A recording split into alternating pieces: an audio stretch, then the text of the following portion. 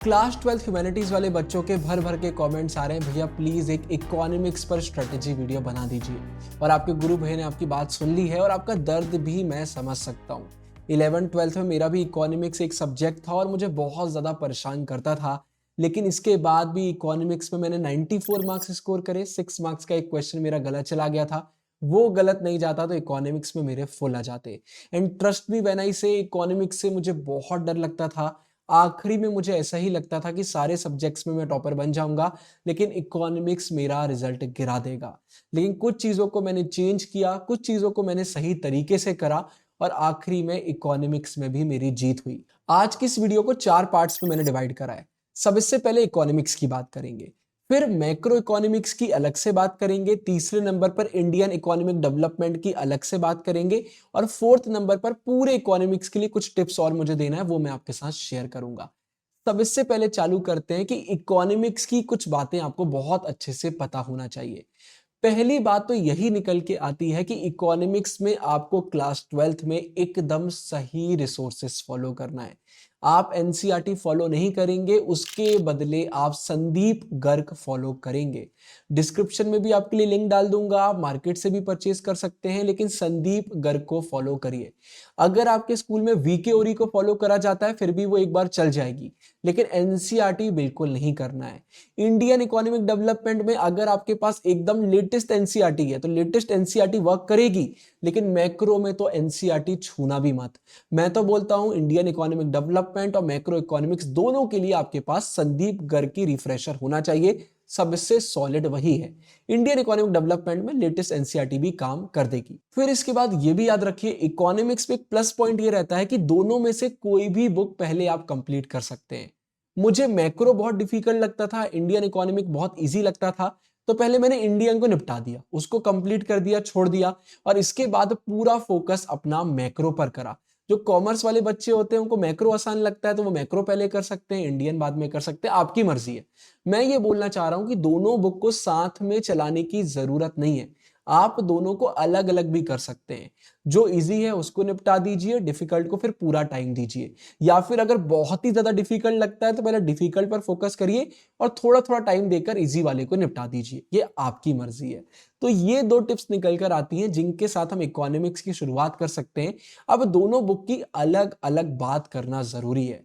सबसे पहले macro economics की बात करते हैं, फिर इंडियन इकोनॉमिक की बात करेंगे। मैक्रो में जैसा कि मैंने कहा, सबसे पहले आपको संदीप गर्ग फॉलो करना है, सबसे सुप्रीम इकोनॉमिक्स की रिफ्रेशर यही है। कोई प्रमोशन नहीं है, रियलिटी यही है, सारे टॉपर्स इसी बुक को फॉलो करते हैं। इसके बाद दूसरे नंबर पर आपको अपने कॉन्सेप्ट्स का बार बार रिवीजन करना है। मैक्रो आप एक बार में नहीं समझ सकते, बार बार रिवीजन करना बहुत जरूरी है। रिवीजन करने के लिए आप हमारे प्रीमियम नोट्स भी यूज कर सकते हैं, मैंने अभी तक ऑफिशियली लॉन्च नहीं किया था, टेलीग्राम पर बता दिया था। हमारे इकोनॉमिक्स के भी एकदम प्रीमियम नोट्स आ गए हैं, वेबसाइट पर जाकर आप इन्हें परचेज कर सकते हैं। बहुत अच्छे से पहले सैंपल्स चेक कर लीजिएगा, डिस्क्रिप्शन में डाल दूंगा, फिर आप परचेज कर सकते हैं। याद रखिएगा इन नोट्स को आप एप्लीकेशन से ही एक्सेस कर पाएंगे, तो नोट्स आप यूज कर सकते हैं रिवीजन के लिए। मैक्रो इकोनॉमिक्स में याद रखिए बहुत ही लिमिटेड क्वेश्चन होते हैं और यही लिमिटेड क्वेश्चंस बार बार रिपीट होते हैं। तो संदीप गर्ग में जो पीछे क्वेश्चन दिए रहते हैं ना, अगर आप उन्हीं को बहुत अच्छे से कर लेते हैं और अपना बेस स्ट्रॉन्ग कर लेते हैं, आप एग्जाम में देखेंगे कि यार बोर्ड एग्जाम में तो पूरे क्वेश्चन वही आ गए। मैक्रो में बहुत ही बेसिक एकदम स्ट्रेट लिमिटेड क्वेश्चन आते हैं। कुछ क्वेश्चन बस ऐसे होते हैं जिनको बहुत घुमा दिया जाता है, लेकिन अगर आप पीवाईक्यूज करेंगे, अच्छे से अपनी पढ़ाई करेंगे तो वो भी आपसे बनेंगे। एक पर्टिकुलर चीज है जहां पर मैक्रो इकोनॉमिक्स वाले बच्चों को बहुत दिक्कत होती है, income method, expenditure method, numericals नहीं बनते हैं। इसका एक ऐसा सोल्यूशन दे रहा हूं कि इसके बाद टेंशन खत्म हो जाएगी। डिस्क्रिप्शन में आपको एक ट्रिक वाली वीडियो का लिंक मिलेगा, इस वीडियो के बाद वो ट्रिक वाली वीडियो देख लेना, एक दो न्यूमेरिकल प्रैक्टिस करके देख लेना। इनकम एक्सपेंडिचर मेथड आपका गलत जा ही नहीं सकता, पॉसिबल ही नहीं है, बस वो वीडियो देख लेना। मैंने खुद वो ट्रिक बनाई थी, अपने एग्जाम में फॉलो करी थी, मुझे बहुत दिक्कत आ रही थी, अब मेरी मेहनत का आप फायदा उठा सकते हैं। इसके बाद एक चीज और आपको करना है, ये मैक्रो में अगर आपने कर ली तो मैक्रो इजी जाएगा, और वो ये है कि भाई आप गलती क्या करते हैं वो फिगर आउट करिए। देखो मैक्रो में अगर आपका बेस स्ट्रांग नहीं है ना तो आप कुछ भी नहीं कर पाएंगे। इसलिए मैंने कहा संदीप गर्ग पढ़ो, प्रीमियम नोट से रिवीजन करो, पीवाईक्यूज करो। कभी भी अगर कोई भी मैक्रो का क्वेश्चन आपसे गलत बनता है या फिर आप कुछ पढ़ते हैं और वो समझ में नहीं आता है, तो खुद से एक सवाल करिए कि मैं गलत क्या कर रहा हूं। चैट जीपीटी में जाइए, परप्लेक्सिटी में जाइए, उनसे पूछिए कि मुझे इसका ये मीनिंग समझ में आया लेकिन ये गलत है, बताओ मैं क्या गलत कर रहा हूं। कोई न्यूमेरिकल गलत हो गया, पूछो। एक बार आपने अपनी बेसिक वाली गलतियां ठीक कर ली, मैक्रो आसान हो जाता है। प्रॉब्लम यही है, बच्चों को टॉपिक की डेफिनेशन ही नहीं पता, उसके टाइप्स ही नहीं पता, यही नहीं पता कि अगर कोई फॉर्मूला हम यूज कर रहे हैं तो क्यों कर रहे हैं। इकोनॉमिक्स पूरा लॉजिक का गेम है। एक बार इकोनॉमिक्स आपको आजू बाजू दिखने लग गया ना कि अच्छा सोसाइटी देखो पूरे इकोनॉमिक्स पे चलती है, तो मैक्रो से आपको प्यार हो जाएगा। तो मैक्रो इकोनॉमिक्स आसान उन बच्चों के लिए जो बार बार खुद से क्वेश्चन पूछते हैं कि मैं गलती क्या कर रहा हूं। ये आप पता कर लीजिए, आपका काम आसान हो जाएगा। फिर ग्राफ्स, अलग अलग टॉपिक में ग्राफ्स देखने को मिलते हैं, उनको इग्नोर मत करना। एग्जाम में ग्राफ्स बनाना पड़ता है और साथ में एक कॉपी में सारे फॉर्मूलाज लिख लो और उनका रिवीजन करते रहा करो। हर एक फॉर्मूला के 4-5 क्वेश्चन करके देखो, तब तक क्वेश्चन करो जब तक आपके वो सही नहीं जाने लग जाते हैं, क्योंकि क्वेश्चन में भी ना कुछ गिनी चुनी गलतियां हम रिपीट करते हैं। तो एक बार वो ट्रिक वाली वीडियो आप देख लोगे, फॉर्मूलाज आप देख लोगे, ग्राफ आप कर लोगे और न्यूमेरिकल्स की प्रैक्टिस कर लोगे, गलती खत्म हो जाएगी। वैसे भी एग्जाम में ज्यादातर हमें चॉइस देखने को मिलती है, बट फिर भी न्यूमेरिकल्स बनना चाहिए, इंपॉर्टेंट है। और आखिरी मैक्रो इकोनॉमिक्स में यही पॉइंट निकल के आता है, रिवीजन। प्रीमियम नोट से बार बार रिवीजन करिए, संदीप गर्ग से बार बार रिवीजन करिए, बार बार पीवाईक्यूज करिए। जितना रिवीजन आप करेंगे उतना आप खुद को स्ट्रांग बना लेंगे। Literally I am not kidding, macro में मार्क्स नहीं कटते। मैक्रो का पेपर एक अकेला ऐसा है जो सीधा सीधा पेपर आता है, सीधा सीधा चला जाता है, मार्क्स नहीं कटते। अब इंडियन इकोनॉमिक डेवलपमेंट की बात करते हैं। इसमें भी आपको संदीप गर्ग फॉलो करना है। लेटेस्ट एनसीईआरटी हो तो लेटेस्ट एनसीईआरटी भी फॉलो कर सकते हैं। वीके ओरी चलती है तो वो भी चल जाएगी, लेकिन वीके ओरी को एक बार सिलेबस से मैच कर लेना ऑफिशियल वेबसाइट में जाके कि सब कुछ दिया हुआ है या फिर नहीं दिया हुआ है। यहां पर चैप्टर करने के बाद रिवीजन करना है, तो प्रीमियम नोट्स सिर्फ मैक्रो के नहीं, इंडियन के भी अवेलेबल है। तो आप प्रीमियम नोट्स परचेज करेंगे, दोनों आपको मिल जाएंगे, तो उससे रिवीजन करिए। और इंडियन इकोनॉमिक डेवलपमेंट में एक चीज आपको याद रखना है और वो ये है कि यहाँ क्वेश्चन से ज्यादा कॉन्सेप्ट पर ध्यान देना है। 2020 ईयर में पहली बार बोर्ड एग्जाम में हमें इंडियन इकोनॉमिक डेवलपमेंट देखने को मिली थी। उससे पहले ये बुक 11th क्लास में चलती थी, तो इतने पेपर ही नहीं हुए कि बहुत सारे पीवाईक्यूज आपको मिल जाएं। और पीवाईक्यूज मिल भी आपको जाएंगे तो इंडियन इकोनॉमिक डेवलपमेंट में कॉन्सेप्ट जो थ्योरी पार्ट है ना, वो क्लियर करना बहुत जरूरी है, वरना आंसर फ्रेमिंग में दिक्कत आती है। तो अगर आप कॉन्सेप्ट पर ज्यादा फोकस करेंगे, क्वेश्चन कितना भी घुमा फिरा के क्यों ना आ जाए वो आपसे बनेगा। तो इंडियन इकोनॉमिक डेवलपमेंट में थ्योरी पर ज्यादा फोकस करिए।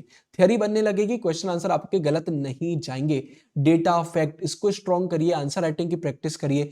आंसर राइटिंग नहीं बनता है तो भाई हमारी वेबसाइट पर फ्री कोर्स मिल जाएगा, www.twinbros.in पर जाना, फ्री कोर्स है, एक बार देख लोगे आंसर राइटिंग की प्रॉब्लम आपकी खत्म हो जाएगी। इसके बाद याद रखना, आपको ना फ्लो चार्ट सब हेडिंग्स बनाना पड़ेंगी इंडियन इकोनॉमिक डेवलपमेंट में। मैक्रो में तो बनाना है, वहां पर तो बुक में साफ साफ दिया रहता है, लेकिन इंडियन में बहुत सारी जगहों पर ये चीज मिसिंग रहती है।